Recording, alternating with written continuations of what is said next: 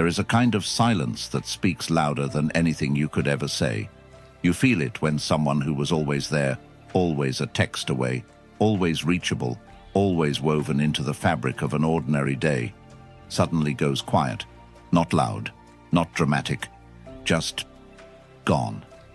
And here's the strange truth that almost nobody understands, that silence does more work than 1,000 arguments ever could. While you're sitting there thinking your absence means nothing, that they've already moved on, that they don't even notice, psychology tells a very different story about what's actually happening on the other side of that quiet. Because the human mind was not built to handle an unfinished story.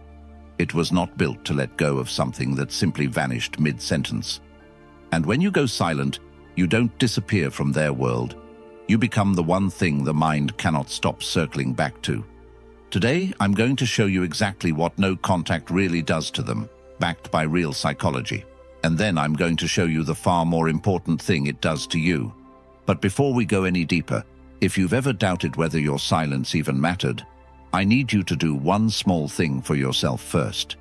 Like this video, subscribe to the channel, and turn on the notification bell, because that's how you become a Stoic soldier, a man who shows up for his own growth every single day and never misses the lesson when he needs it most. And right now, down in the comments, type 2 words and mean them: I let go. Say it before you've even finished watching, because the words you claim today become the strength you stand on tomorrow. Now, let's begin. Number 1, it was never a trick. Before we go one step further into the psychology, I have to be completely honest with you, because this is the part that separates a man with real strength from a man just playing games. No contact is not a trick. It is not a clever little lever you pull to manipulate someone into missing you. The moment you start doing it for them, to punish them, to teach them a lesson, to engineer their regret, you've already lost, because now they still own you. You've just stopped admitting it. Real no contact has only ever been about one thing: you choosing yourself. You stepping back from a situation that was draining you, so you could finally hear your own thoughts again, rebuild your own peace, and remember who you were before your whole nervous system got wired around another person's moods. That is the purpose. That is the entire point. Everything else, everything I'm about to explain about what happens in their mind, is a byproduct, a side effect of you finally standing on your own. But here's why it's worth understanding that byproduct anyway, and it's not the reason you'd think.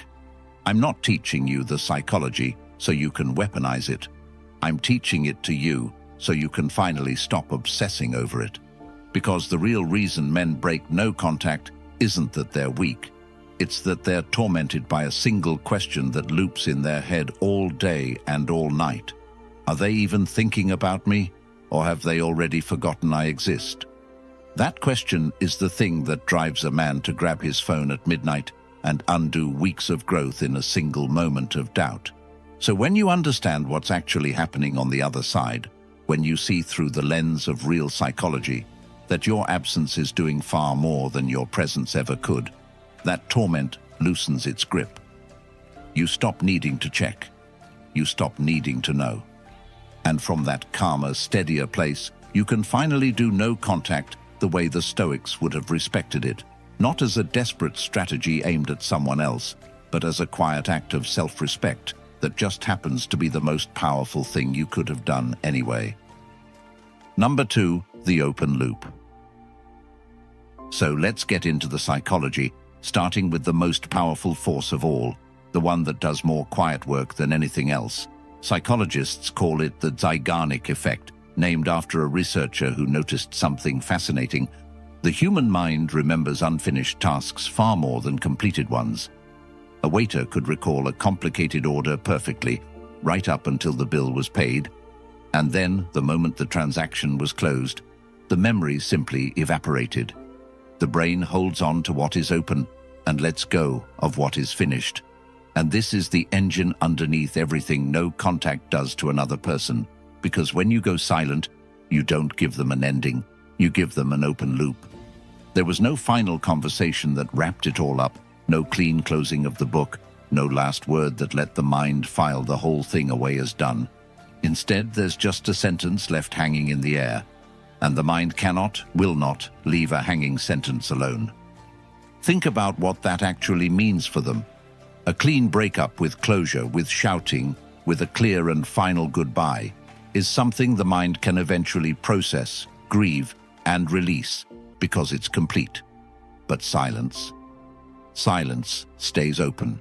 It becomes the song that got cut off one note before the end, the story that stopped on a cliffhanger, the question that never got its answer. And the brain returns to it again and again, not because it wants to, but because it's wired to. Every quiet moment, every idle drive, every sleepless night, the loop reopens and whispers the same unanswered questions. Why did he go so quiet? What is he thinking? What is he doing? Why doesn't he need me the way he used to? You didn't have to say a single word to plant those questions. Your absence said them for you. And this is the first thing you have to understand, both so you stop doubting whether your silence matters, and so you never feel the need to manufacture it. The open loop forms on its own, automatically, the moment you stop reaching. You don't create it. You simply stop closing it for them. And the Stoics would remind you here that this is exactly why your job is to go live your life and let the loop do what loops do, not to sit there poking at it, hoping, waiting, checking. The power is in the silence itself. Your only task is to stay out of its way. Number 3, you were a habit. Here's the second force at work, and it's one that almost no one thinks about because it hides in plain sight. To the person you went silent on, you weren't only a partner or a lover or a friend. You were a habit. You were a pattern stitched into the ordinary machinery of their day. The good morning text that arrived before they were even fully awake. The name that lit up the screen at lunch. The voice they heard before sleep. The automatic reach for the phone whenever something funny or sad or interesting happened because you were the one they told. None of that lived in the dramatic, romantic part of the brain. It lived somewhere deeper and far more stubborn, in the part that runs on autopilot, the part that builds grooves through sheer repetition until a person becomes less of a choice and more of a reflex. And reflexes do not vanish the day someone leaves. They linger. They fire on their own schedule, long after the reason for them is gone. This is why your absence works on a level they can't even consciously fight. Because for days, even weeks after the silence begins, their nervous system keeps reaching for a person who is no longer answering. Something funny happens, and the impulse to tell you fires before they remember you're gone. They wake up, and for half a second, the body waits for a message that isn't coming. They reach for the phone out of pure habit, and meet nothing. Psychologists would call this a kind of withdrawal, and that word is more accurate than it sounds, because the brain genuinely treated your presence like a steady, reliable reward. And now that reward has been switched off, leaving a gap that aches every time it's reached for. And here's the part that matters for you. This is the exact same withdrawal you've been feeling on your side, which is precisely why no contact is so hard in the beginning. You're both detoxing from a habit you each became for the other. But understand this, and let it steady you. A habit, left alone and not fed, eventually weakens on its own. Every day you don't reach back is a day the groove grows a little fainter, for you and for them. The Stoics knew that we are creatures of our repeated actions, that we become what we do over and over. So you simply stop repeating the thing that bound you. You don't fight the habit with willpower alone, you starve it with time. And time, given silence to work in, dissolves what once felt permanent. Number 4, the reappraisal. Now we come to one of the deepest and most human forces of all, and it explains something that almost feels unfair about how the mind works. While you were present, reliable, available, always there, you became something the brain barely noticed anymore. Not because you didn't matter, but because of a quirk in human psychology that researchers call habituation, and that ordinary people call taking someone for granted. The mind is built to tune out whatever stays constant. The clock you stop hearing, the view you stop seeing, the comfort that's always there, until it isn't. When you're a steady presence in someone's life, you fade into the background of their awareness, not as an insult, but as a function of how the brain conserves attention. It stops actively registering what it has come to count on. And this is the quiet tragedy of so many relationships. The person was never unappreciated on purpose. They were simply always there. And the brain, cruelly efficient, stops looking directly at what it assumes will never leave.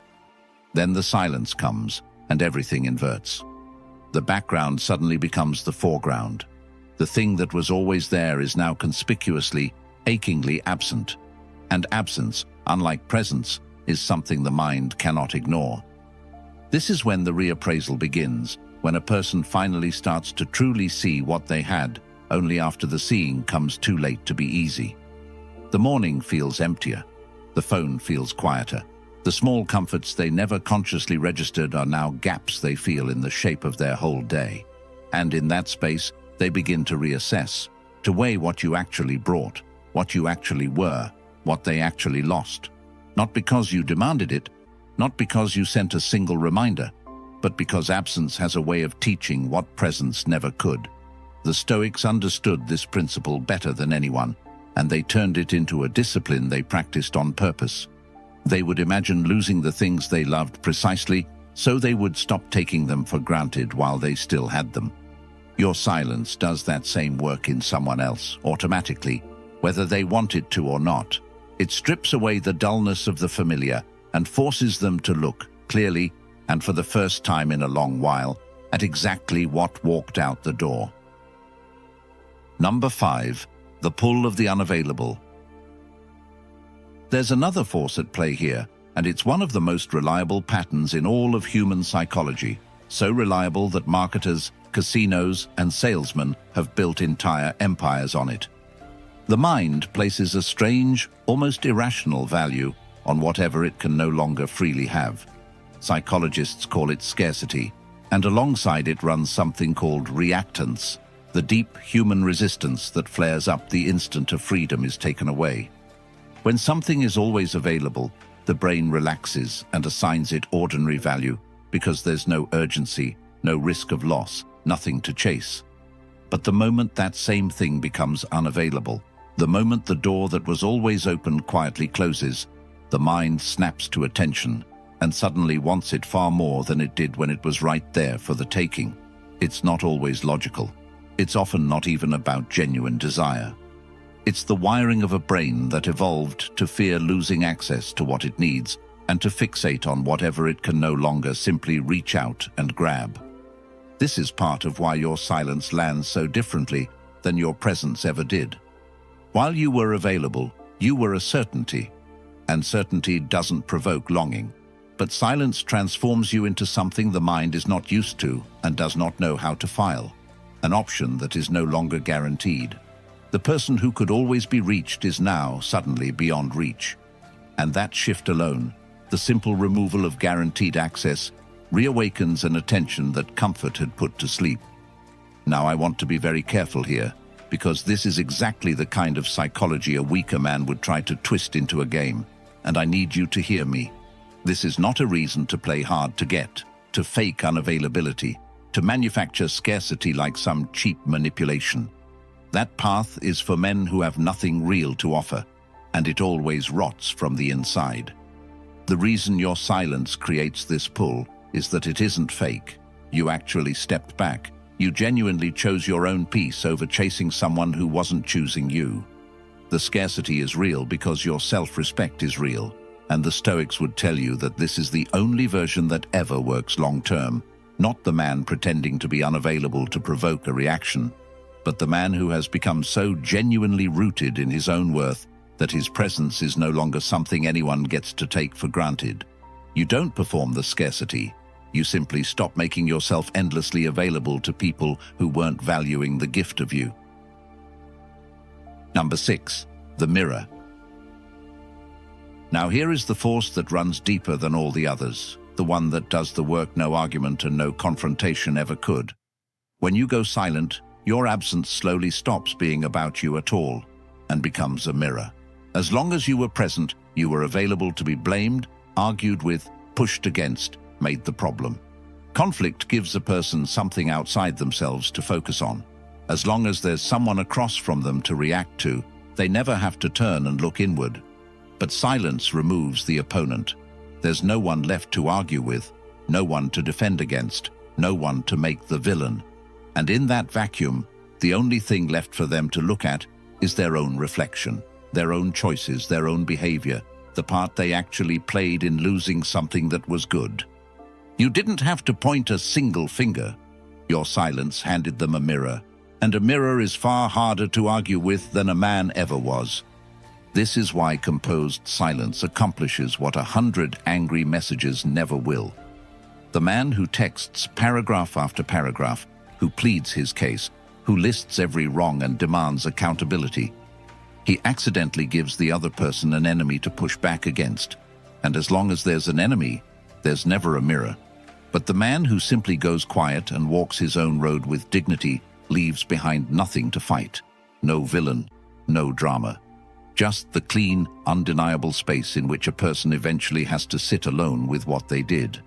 And the Stoics would tell you that this is the highest form of strength, precisely because it requires no cruelty at all. You're not punishing anyone, you're not plotting, you're not trying to force a reckoning, you're simply removing yourself and letting reality do what reality does.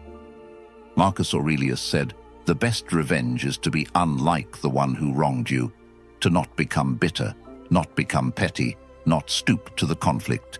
So you don't lower yourself into the war, you rise out of it. You let your silence be calm and clean and free of resentment. And in doing so, you hand them the one thing they can't escape, the quiet, the stillness, and the reflection of themselves that no shouting match would ever have let them see." Number 7. Why you must never weaponize this. So now you know what no contact really does to them.